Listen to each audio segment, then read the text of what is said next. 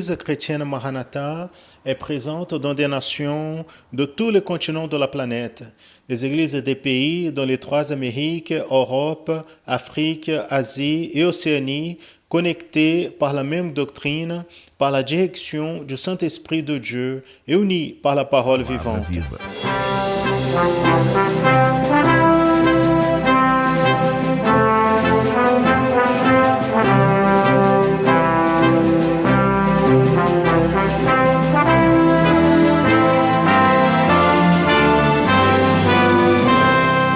Des parties du monde participent d'un même culte, ensemble, dans un même corps et dans un même esprit. À travers le système de transmission, les membres de l'Église chrétienne Maranatha de toute la planète vivent un moment d'unité et de communion, comme ont vécu les Hébreux à la sortie de l'Égypte et les disciples avec le Seigneur Jésus à la veille de sa mort à la croix du Calvaire. Des personnes de toutes les parties du monde sont touchées par l'évangile éternel et par le message du retour imminent du Seigneur Jésus. De volta do Senhor Jesus.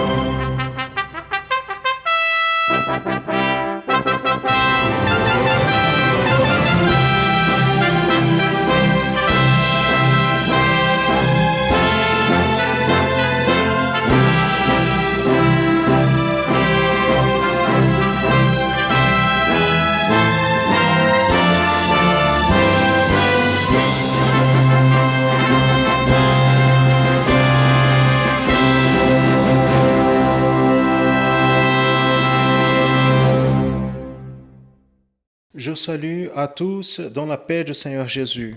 Nous commençons plus une édition de la programmation en annonçant l'évangile éternel. Soyez bienvenus à cette programmation qui est faite spécialement pour vous et pour toute votre famille. Et dans le programme d'aujourd'hui, dans le tableau Leçons du Manaïm, les pasteurs Daniel Moreira et Serge Souza, encore dans la thématique Le Seigneur Jésus et l'Ancien Testament, vont continuer à aborder l'aspect Jésus comme prophète. Dans le tableau Parfaite louange, la professeure Janaïna Zumak va commencer l'enseignement d'un nouveau champ. L'organisation et méthode, la professeure Fernanda Becali va aborder la thématique routine collaborative.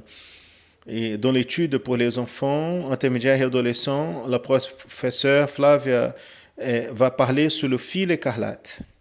Nous allons connaître maintenant le Manaïm de Ilhéus, au sud de Bahia. Le Manaïm de Ilhéus se trouve dans une zone rurale entre la ville de Ilhéus et Itabu sud du Bahia et à peu près à 400 km de la capitale de l'État, Salvador. L'aire a été acheté en 2001 et le Manaïm consacré en 2003 avec une aire totale de 23 hectares et 23 000 mètres carrés d'aire construite. Le Manaïm est encerclé de végétation de Mata Atlantique et il y a la capacité de recevoir plus de 3500 participants dans les événements et séminaires.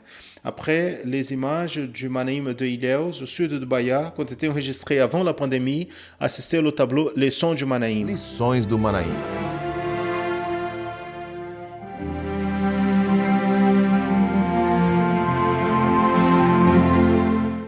Donc, notre salutation fraternelle aux églises dans l'état du Bahia. Ça, c'est le tableau Leçons du Manaïm.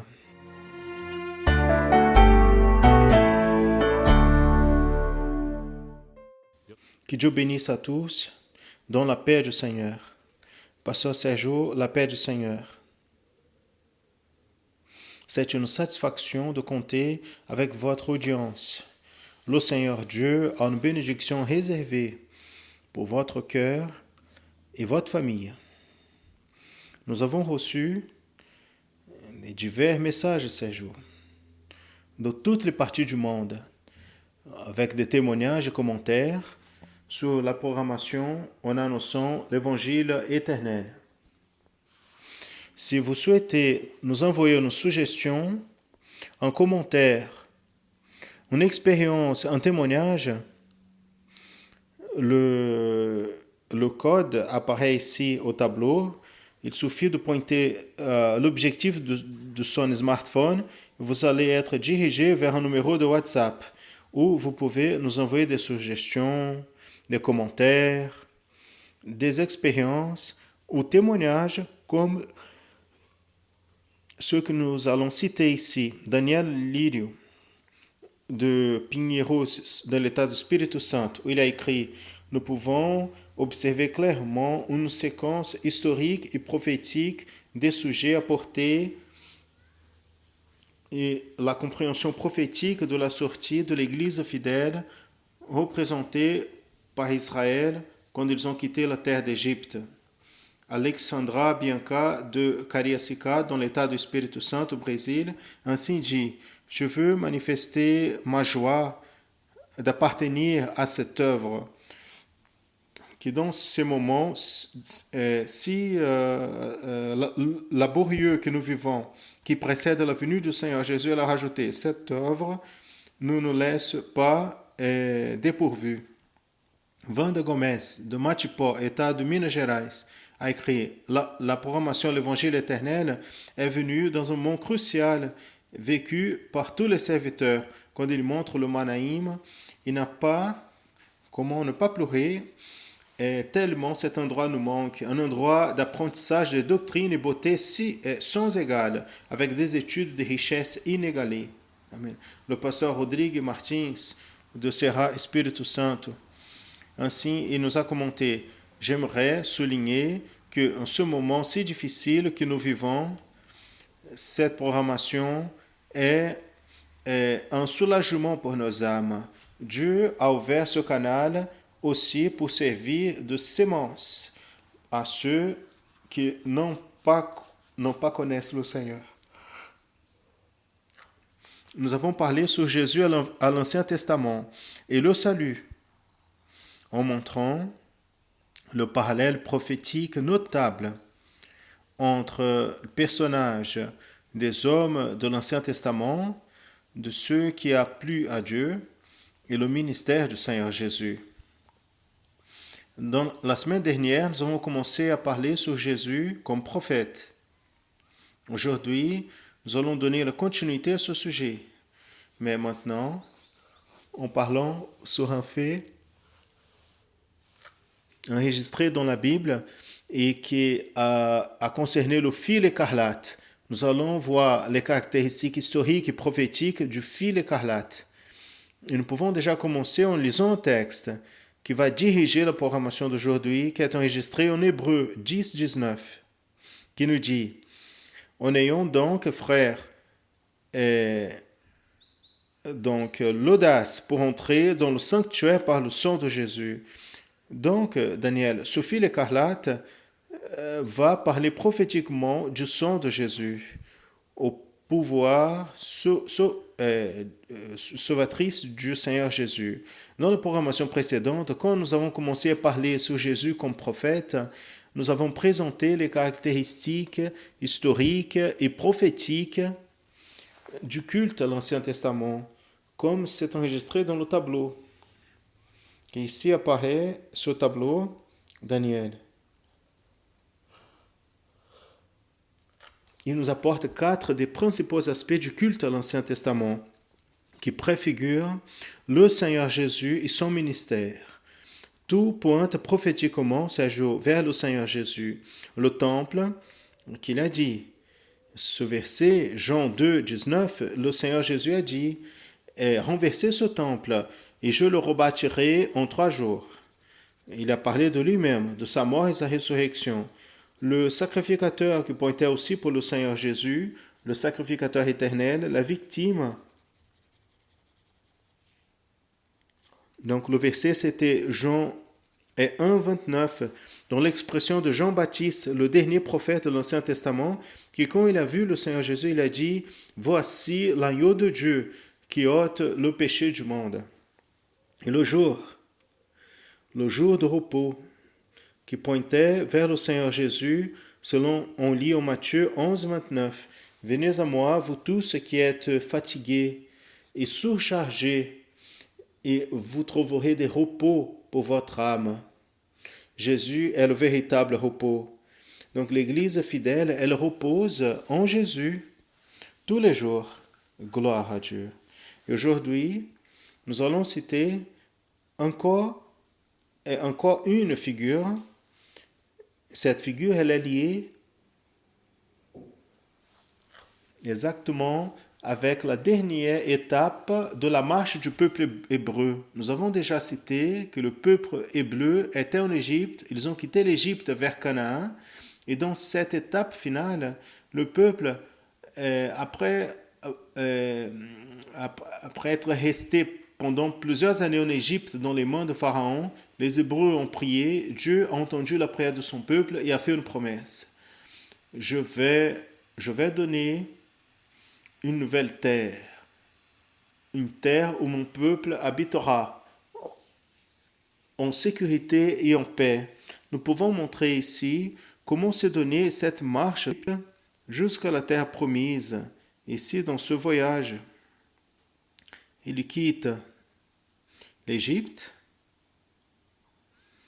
il croise la mer Rouge, le passage glorieux de la mer Rouge, ils traversent la péninsule du Sinaï. Ils vont finir après 40 ans en Jéricho, déjà dans la frontière de Canaan. Exactement c'est ce moment que nous allons parler. La préfigure prophétique qui sera citée est le fil écarlate.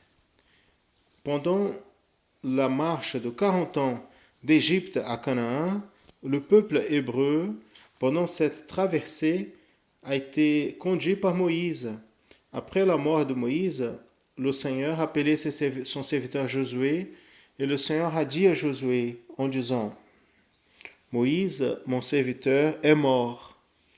Lève-toi donc, Dieu qui parlait à Josué, lève-toi maintenant et traverse le fleuve Jourdain, toi et tout ce peuple, à la terre que moi, le Seigneur, je donne aux enfants d'Israël. Quelle promesse! Gloire à Dieu! Merveilleuse cette promesse prophétique en faveur de l'Église pour la Canaan céleste. Gloire au nom du Seigneur.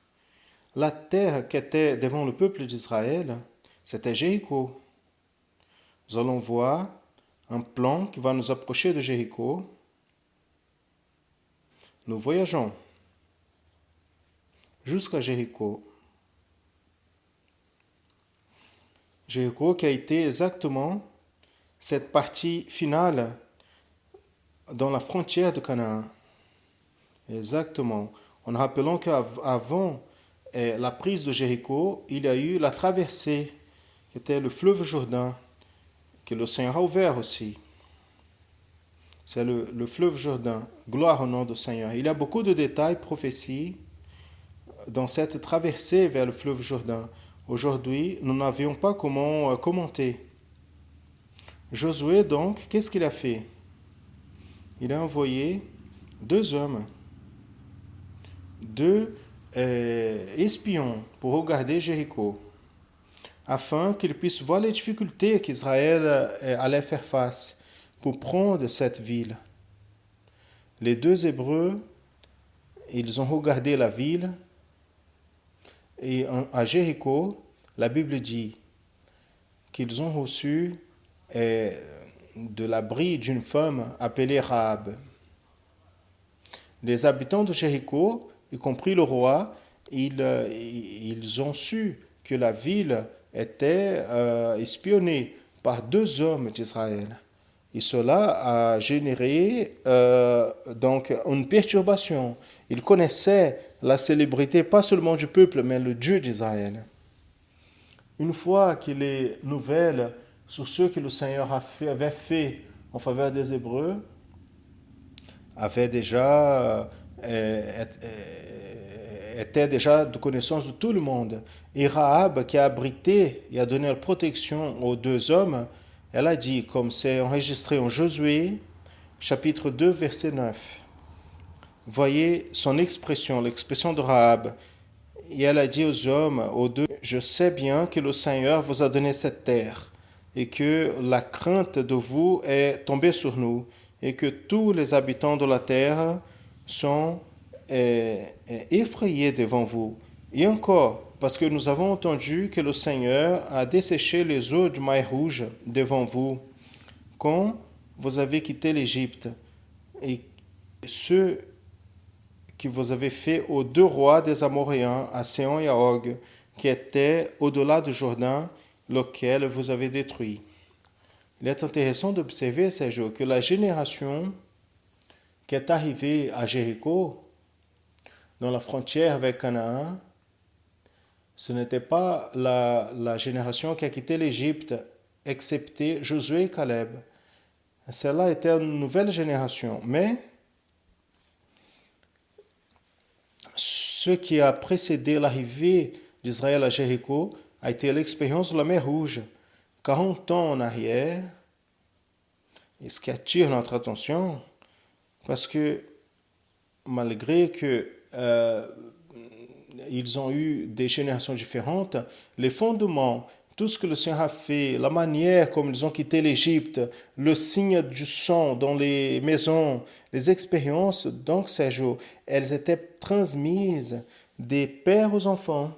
Il n'était pas de peu d'expérience. Ce peuple, pendant les 40 ans dans le désert, pendant le jour, ils avaient le nuage. Et la nuit, il y avait la colonne de feu et toutes les merveilles du Seigneur, que nous appelons aujourd'hui l'héritage de la foi. Et l'héritage de la foi, et là, nous apercevons un aspect prophétique, parce que l'Église fidèle, l'œuvre du Saint-Esprit de Dieu, elle vit la même expérience.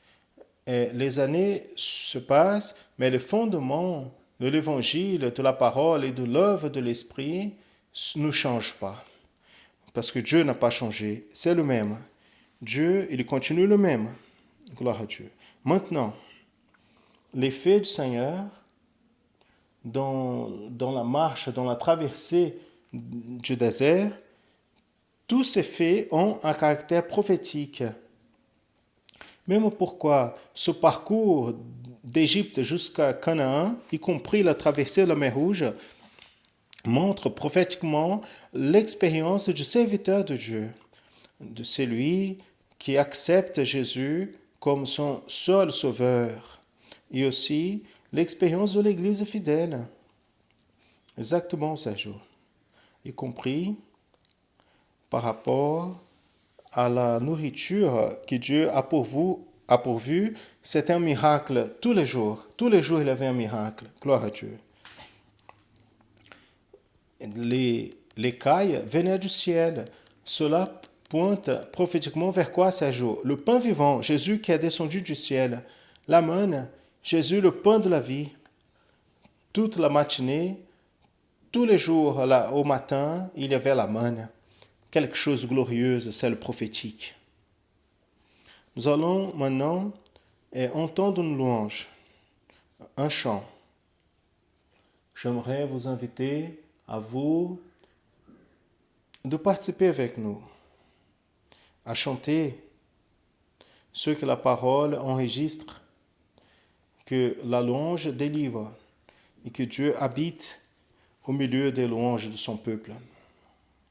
Recevrez une bénédiction à travers ce chant. Recebam a bênção através deste louvor.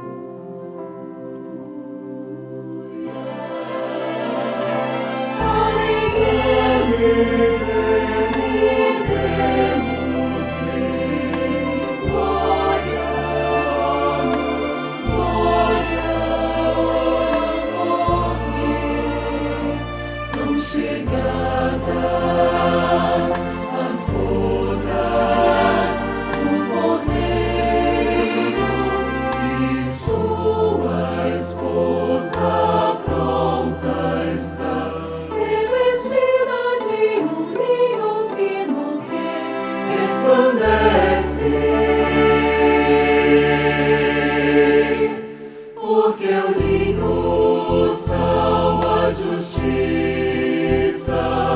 dos santos.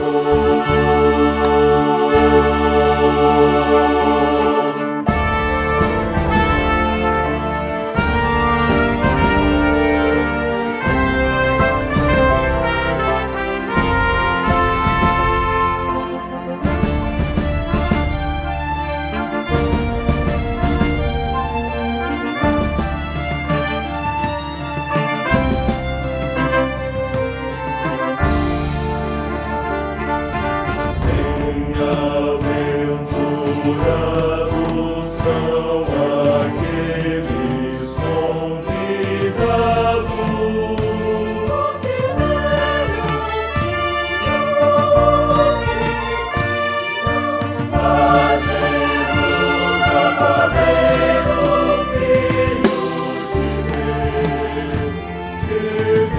são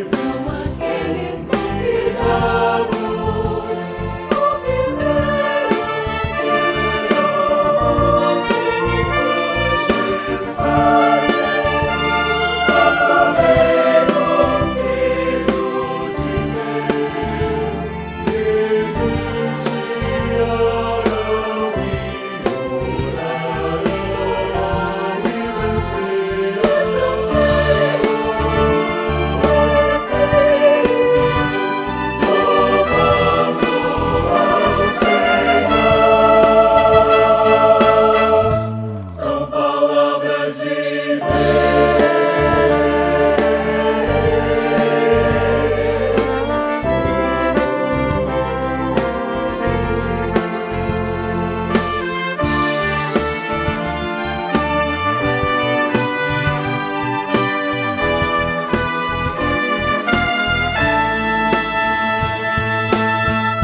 são palavras de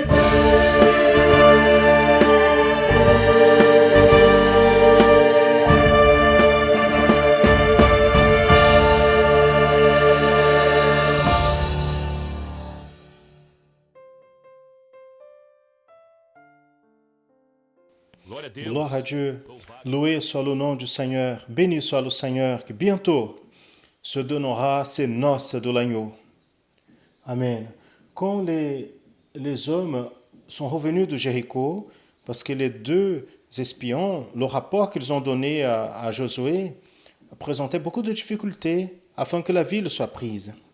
C'est-à-dire, afin que la promesse de Dieu s'accomplisse dans la vie de son peuple, dans la vie du peuple d'Israël. La Bible dit que la ville de Jéricho, elle était fermée à cause de l'imminence de l'invasion de la part d'Israël. Personne ne pouvait entrer, personne ne pouvait sortir de la ville qui était fortifiée avec des remparts, comme nous pouvons voir dans cette image illustrative. Donc regardez Daniel. Regarde Daniel, bien évidemment que ça c'est une illustration à partir de la narration biblique, mais c'était plus ou moins comme ça. Et Jéricho, c'était considéré une ville indestructible. Quand le roi de Jéricho, les habitants, ont su qu'Israël était pour envahir, c'est là que la ville s'est fermée davantage. Afin de vaincre toutes ces barrières, Dieu, il a donné toutes les orientations. Le Seigneur a révélé, a montré comment est-ce qu'Israël devrait se préparer et faire la guerre pour prendre la ville de Jéricho, afin que la promesse, la parole de Dieu, soit accomplie. Devant cela, un seul détail, c'est Rahab, la femme qui avait abrité et protégé ces deux espions, les espions hébreux. Cette femme elle avait reçu des 2 espions une promesse que quand Israël allait envahir la ville, elle et sa famille seraient épargnés. Mais afin que la délivrance soit donnée à Rahab et sa famille, elle devrait, et cela attire beaucoup notre attention dans elle, Rahab, elle devrait mettre un fil couleur écarlate dans la fenêtre de sa maison, comme il est enregistré dans la parole. Nous pouvons lire en Josué chapitre 2, versets 17 et 18. Il dit à la dame, nous serons désobligés de ce jurement que tu nous as fait. Voici, quand nous sommes venus à la terre, tu mettras ce fil écarlate à la fenêtre par où tu nous as fait descendre. Et tu prendras chez toi, dans ta maison, à ton père, ta mère et tes frères et à toute la famille de ton père. Donc, Daniel, devant tout ce scénario, je pose même quelques questions et je demande que tu puisses répondre. Pourquoi un fil écarlate? Quels sont les aspects prophétiques qui existent dans le fil écarlate? Comment nous pouvons identifier dans cette figure le Seigneur Jésus, le salut, cet aspect prophétique? Même pourquoi nous avons vu exactement Jésus à l'Ancien Testament. Nous avons appris ces jours que toute la Bible, elle est prophétique. Nous avons appris que le Seigneur Jésus, malgré le fait qu'il n'est pas cité explicitement à l'Ancien Testament, il est complètement prophétisé à l'Ancien Testament. Donc, bien-aimés, Jésus à l'Ancien Testament est prophétisé, mais au Nouveau Testament, il est révélé. Le fil écarlate était un rouge vif, comme nous pouvons voir dans cette illustration que nous utilisons dans les études sur le sujet qui est apportée à nos enfants et adolescents. Quelle merveille! C'est une illustration, mais c'est un exemple de comment l'enseignement est donné à ce public, les enfants intermédiaires, depuis le tout petit, à partir de quand ils sont âgés de quelques mois, jusqu'à 15 ans. Il est important donc de nous rappeler que quand les leçons du Mané Infini, la programmation en annonçant l'évangile éternel continue, avec une parole, un enseignement, des louanges très dirigées aux enfants et adolescents. La connaissance et l'appropriation de la doctrine du projet de salut, il touche toute la structure biblique qui entre de manière linéaire de la Genèse jusqu'en Apocalypse, avec une ordonnation claire du projet de Dieu pour le salut de l'homme. C'est comme si un fil écarlate, il puisse unir de manière séquentielle tous les points de l'écriture biblique, en touchant la figure de l'agneau et du sang, le fondement irremplaçable de la doctrine du projet de salut. Comme nous avons déjà lu au début, en Hébreux chapitre 10, verset 19. En ayant donc, frères, de l'audace pour entrer dans le sanctuaire par le sang de Jésus. La découverte, donc, de ce mystère, le fil écarlate, que prophétiquement pointe vers le sang de Jésus, pointe vers le Saint-Esprit du Seigneur. C'est tout ce dont l'homme a besoin pour entrer dans les mystères de la foi et de la grâce et, sachez bien, et survivre dans les jours mauvais, dans les moments d'affliction, spécialement dans ce temps que nous vivons. À partir de la compréhension de l'homme, elle est tournée vers la dynamique de ce contexte prophétique où on met en évidence la figure glorieuse, laquelle? La figure glorieuse du sang de Jésus, son Esprit Saint, l'agent, le lien d'union entre Dieu et l'homme, exactement à travers et par le sang de Jésus. Et il est nécessaire de comprendre que tout le projet du sang de Jésus et de l'agneau, il est dans la dynamique du Saint-Esprit. Et le Saint-Esprit est celui qui agit comme personne, révélateur, celui qui pourvoit, celui qui donne effectivement, il répond à tout le besoin de l'homme, de celui qui accepte Jésus comme son seul et suffisant sauveur. Nous avons vu aujourd'hui donc le Seigneur Jésus prophétiser.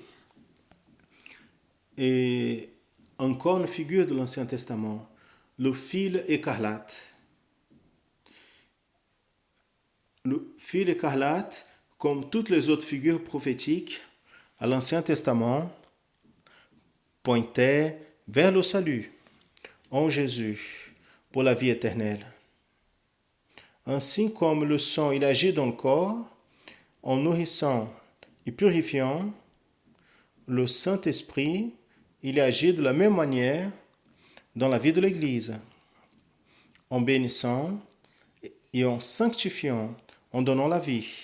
Et il n'y a pas de doute par rapport à la figure représentative du sang de Jésus, aujourd'hui présentée prophétiquement par le fil écarlate, comme étant le Saint-Esprit qui donne vie à son corps, en liant ce corps à l'Église, à la tête, qui est le Seigneur Jésus, dont les stimulus sont envoyés à la tête par le sang, afin que le corps puisse effectuer ses fonctions neurologiques responsables par la vie elle-même, pour la vie elle-même.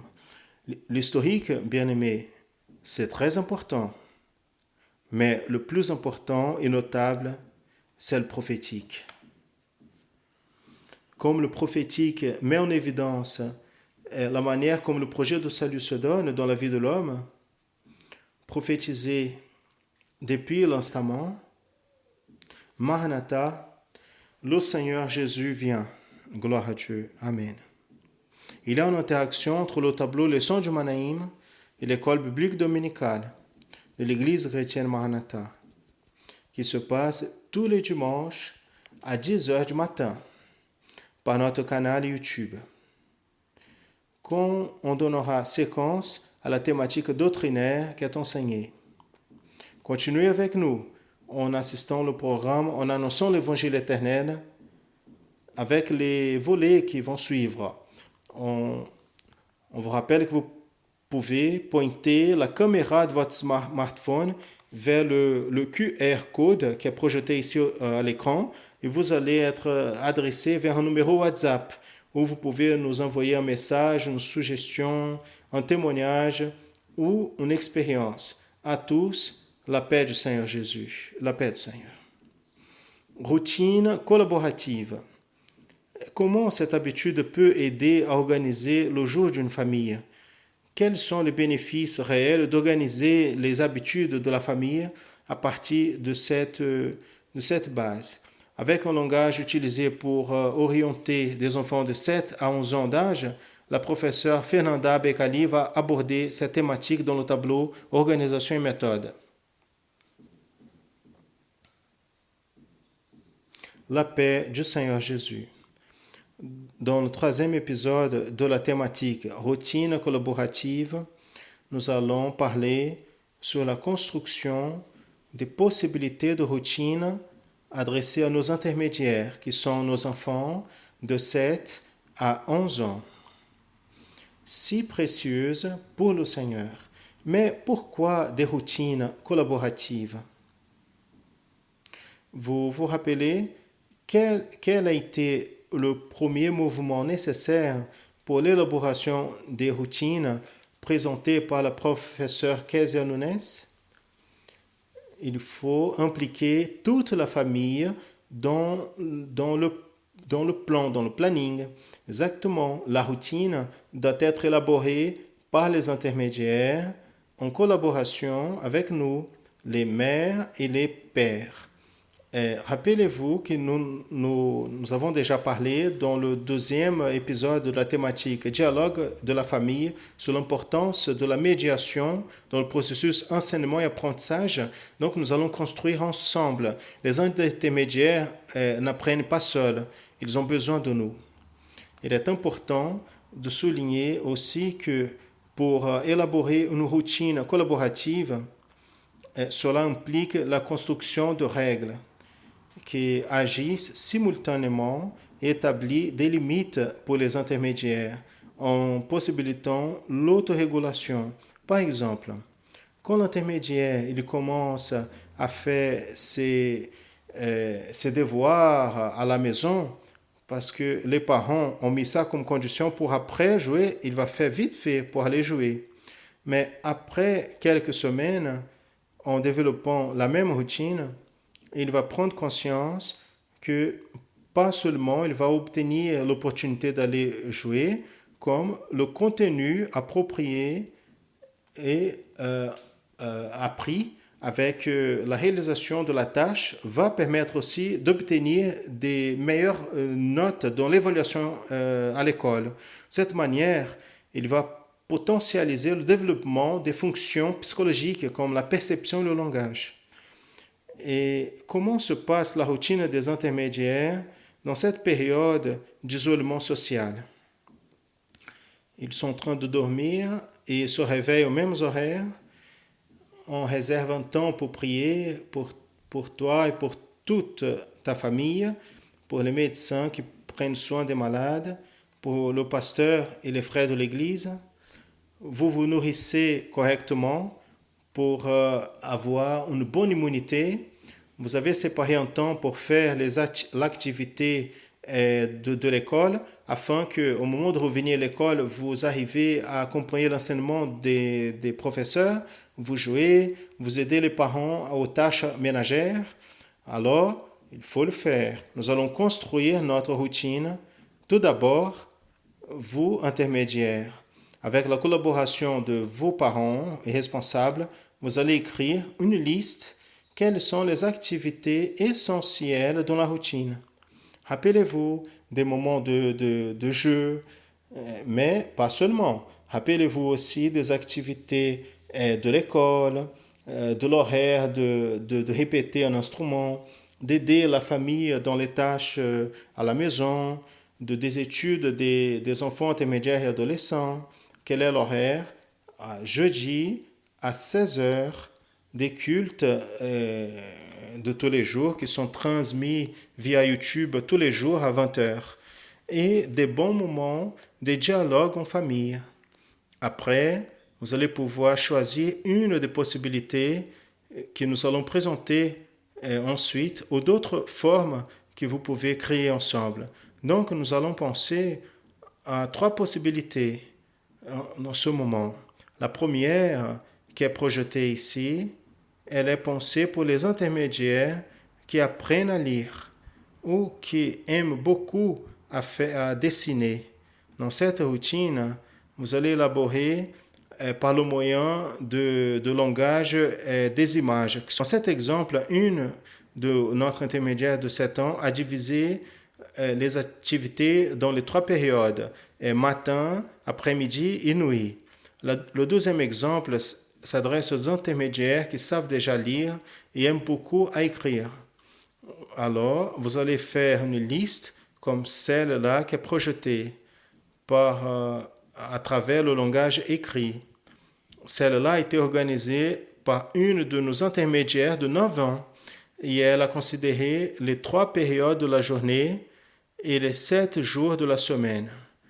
Donc, dans cet exemple, nous avons toute l'organisation de votre semaine, de vos activités qui seront développées.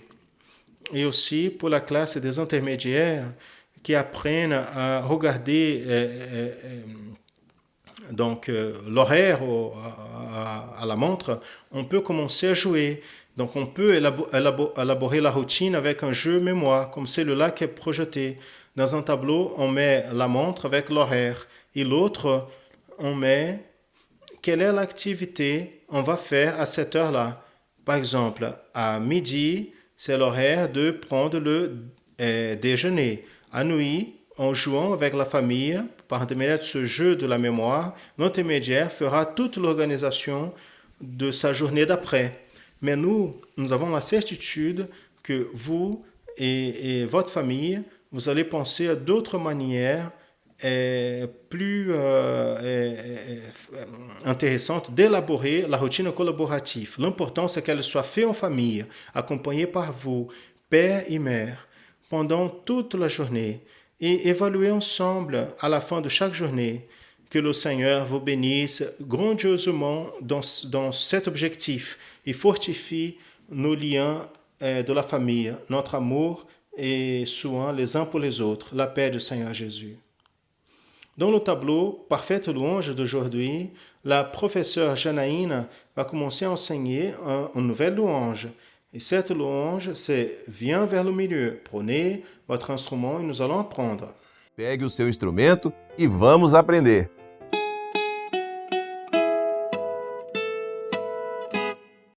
La paix du Seigneur à toutes les classes et aussi à vous qui nous accompagnent. Soyez bienvenus. Je crois que beaucoup parmi vous ont déjà entendu notre commentaire sur le grand nombre de vidéos, des photos et témoignages que nous avons reçus. Ils sont beaucoup, n'est-ce pas? Gloire à Dieu. Nous avons fait un effort pour partager avec vous le plus grand nombre que nous pouvons dans le temps qu'on nous a séparés dans ce volet. Mais vous pouvez continuer à nous envoyer. Nous sommes en train d'étudier de nouvelles stratégies pour partager un nombre encore plus grand de ce moment merveilleux, si attendu. Nous allons assister. Celle-là est Lydia Teixeira, de 10 ans. Elle vient de Ponta Grossa, au Paraná.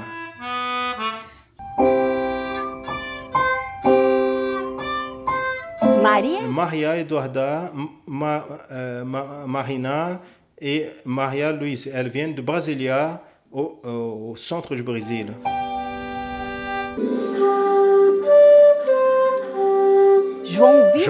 João Vitor Chavez Lopes, de 9 ans, do Governador Valadares, do Estado de Minas Gerais.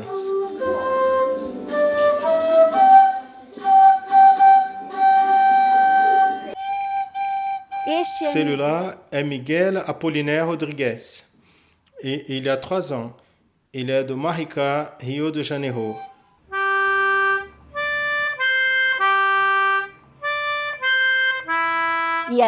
Yasmin Cordeiro, Uruahá, Pará.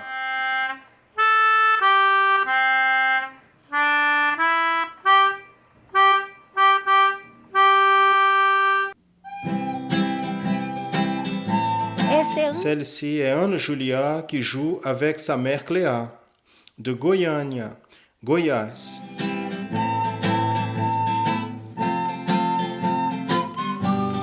Quelle bénédiction! Dans l'étude précédente, j'ai commenté sur une nouvelle. Vous vous rappelez? Aujourd'hui, nous allions apprendre de manière simplifiée la louange « Viens vers le milieu ». Nous allons commencer par les instruments qui ont une touche, un clavier, la mélodica, le piano. Mais avant, nous avons besoin d'apprendre de nouveaux symboles de la musique. De manière très simple et objective, nous allons apprendre sur le jazz. Celui-là, c'est le symbole du jazz. C'est un signe d'altération. C'est un signe qui augmente la tonalité de la note un demi-ton. Il peut être mis avant la note ou alors dans le symbole de clé tout au début, où nous identifions la tonalité de la musique. Généralement, c'est une touche noire. Nous allons voir sur la note do jazz. La note do jazz, il se trouve entre les notes do et ré, des notes naturelles. C'est la première touche du groupe de 2 touches noires. Maintenant, nous allons voir sur le fa jazz. La note fa jazz, elle se trouve entre la note fa et sol, des notes naturelles, et elle est la première note du groupe des 3 touches noires. Nous allons donc connaître la partition de la louange. Nous allons apprendre de forme simplifiée l'introduction de la louange vient vers le milieu. Observez, j'ai dit que le jazz, le symbole, peut être mis à côté de la clé. Vous voyez donc, cela identifie la tonalité de la musique. Ici, à côté de la clé de sol, on identifie que la tonalité, c'est sol majeur. Nous avons la doigté, le nom des notes en bas. Nous avons ici un marquage de ton. Ici, les notes dans le pentagramme. Donc, je vais expliquer. Ici, comme on voit ici le symbole de jazz dans le sol, afin de rappeler, donc, j'ai mis un cercle dans le fa. Ici, nous avons une liaison. Vous vous rappelez, la liaison, on ne joue pas la note, mais on attend le ton de cette note. Et ici, on va échanger la doigté dans la même note. La flèche pour nous rappeler que nous allons étirer le doigt. Et ici, nous avons la note que nous avons appris maintenant, do jazz. Observez, le symbole maintenant, il est à côté gauche de la note. C'est celui-là la place où il doit être quand il est mis à côté de la note. Ce P ici nous oriente que notre doigt, il va passer. Donc, il y aura un passage. Une flèche qui nous indique d'étirer le doigt. Ici, nous avons donc le pentagramme. Nous allons lire les notes. Vous allez comprendre davantage. Mi, fa, mi, do, sol, sol, la, si, mi, do, mi, la, si, ré. Et ici, il y a les pauses. Maintenant, je vais vous montrer et jouer dans la mélodica. D'abord, sans jouer. Nous allons mettre le doigt, la position normale dans le do, ré, mi, fa, sol. On va commencer avec mi, avec le troisième doigt. Mi, fa, mi, do, sol. Je change le deuxième doigt. Sol, la, sol, mi, et je passe. Do, on revient, mi, on étire, la, si, ré. Maintenant, je vais jouer.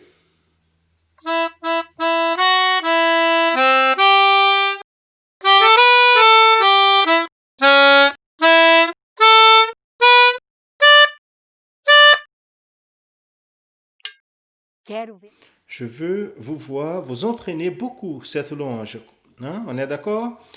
Afin que la prochaine étude, on puisse jouer ensemble avec la louange. Maintenant, prenez votre instrument pour qu'on puisse louer le nom du Seigneur Jésus avec la louange. Dans les batailles, je suis vainqueur. À tous, la paix du Seigneur Jésus.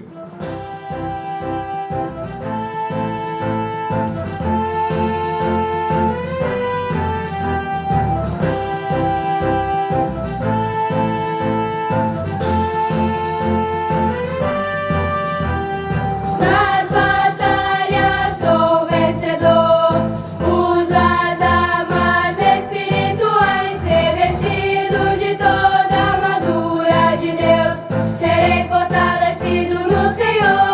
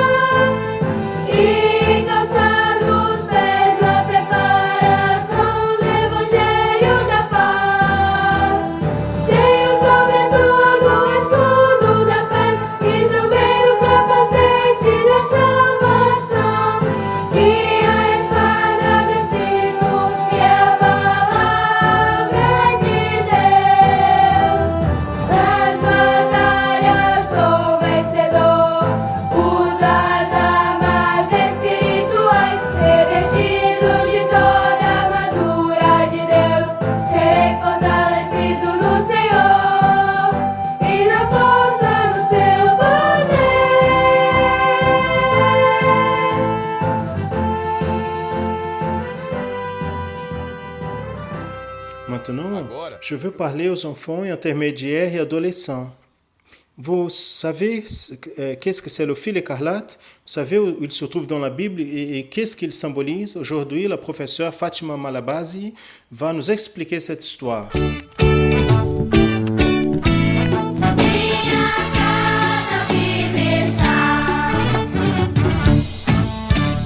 Mes bien-aimés, la paix du Seigneur. La thématique de notre étude aujourd'hui, c'est le fil écarlate. Et nous allons lire un texte qui se trouve en Josué, chapitre 2, versets 17-18a, qui nous dit, « Et ils ont dit, ces hommes, nous serons désobligés de ce jugement que tu nous as fait jurer. Quand nous allons entrer dans la ville, tu mettras ce fil d'écarlate à la fenêtre par où tu nous as fait descendre. » À travers l'histoire de Rahab et du fil d'écarlate, nous voyons que Dieu il nous révèle Jésus à l'Ancien Testament. Mais qui a été Rahab? Rahab, elle était une femme qui n'appartenait pas au peuple de Dieu. Rahab habitait en Jéricho, une ville remplie de péchés. Et là-bas, les personnes ne servaient pas le Dieu vivant. Les personnes adoraient à des dieux étrangers. Jéricho était une forteresse. Elle était entourée par des murailles, des remparts très très forts et très larges. Et sous les murailles, il était possible de construire des maisons, tellement ils étaient larges. Et la maison de Rahab a été construite sur la muraille de Jéricho. Le Seigneur, il avait dit qu'il donnerait la terre de Canaan à Israël. Mais avant d'entrer dans la terre promise, Israël devrait conquérir quelques villes. Et la première ville serait Jéricho. Josué alors, il envoie secrètement 2 hommes pour espionner Jéricho, mais le roi a appris cela. Et il a envoyé les soldats pour chercher ces espions. Mais les soldats n'ont pas retrouvé parce que Rahab les a cachés dans le cellier de sa maison. Et la nuit, quand ils sont allés dormir, Rahab est monté pour parler aux espions. Rahab, en craignant Dieu, elle a demandé que elle et sa famille soient sauvés quand ils allaient conquérir Jéricho. Et afin qu'il n'ait aucun doute, elle a demandé un signe. Et le signe a été donné. Les espions lui ont dit, on sera désobligé de ce serment. Si on entre dans la terre, on ne va pas voir le fil d'écarlate dans ta fenêtre. Et cela sera un secret à nous. Personne pourra connaître ce secret. Rahab, alors, elle a renvoyé les espions, a mis les fils écarlates, comme ils ont dit, a réuni sa famille et a attendu la délivrance qui viendrait de la part du Seigneur. Quelle merveille! Et quand Josué est venu, est entré dans la terre avec l'armée, avec les sacrificateurs, et a fait tout cela que Dieu avait dirigé. Et les sacrificateurs ont joué la trompette.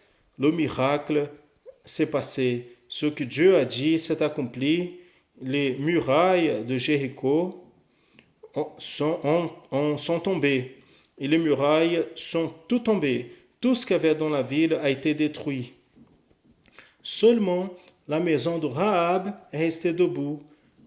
Seulement Rahab et sa famille ont été sauvés. Et pourquoi ils ont été sauvés? Parce qu'il y avait dans la maison de Rahab un signe. Il y avait une marque, le fil écarlate.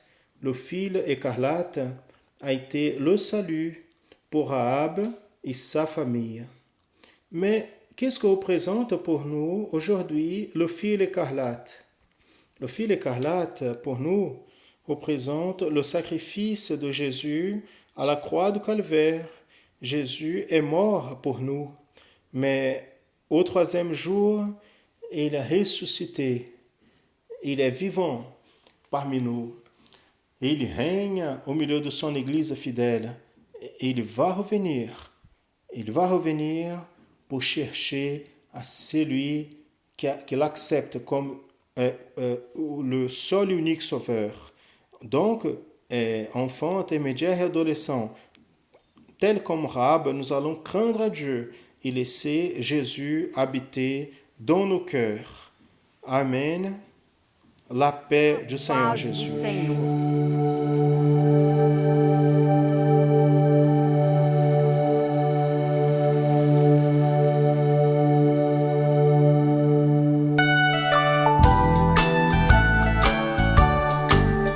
Quero andar sempre com Jesus, a eternidade Ele me conduz.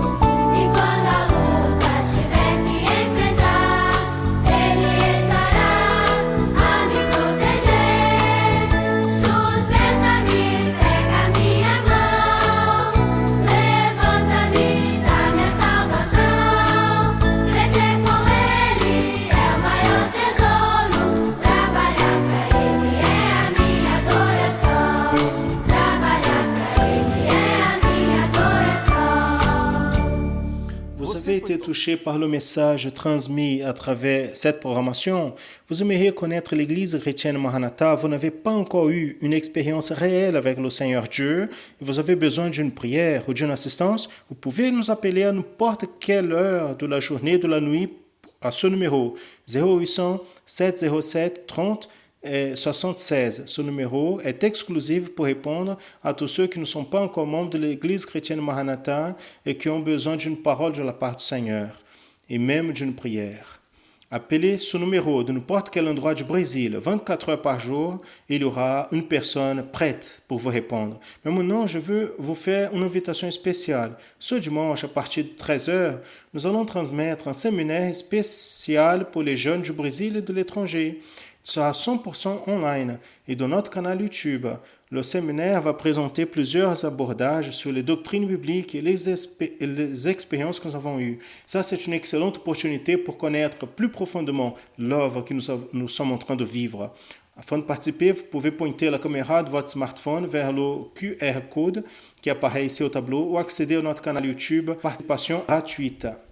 Et vous pouvez aussi nous accompagner dans l'Instagram et dans le Facebook et connaître les doctrines de l'Église, recevoir les informations à propos de ce que nous sommes en train de faire et connaître davantage l'Église Maranatha.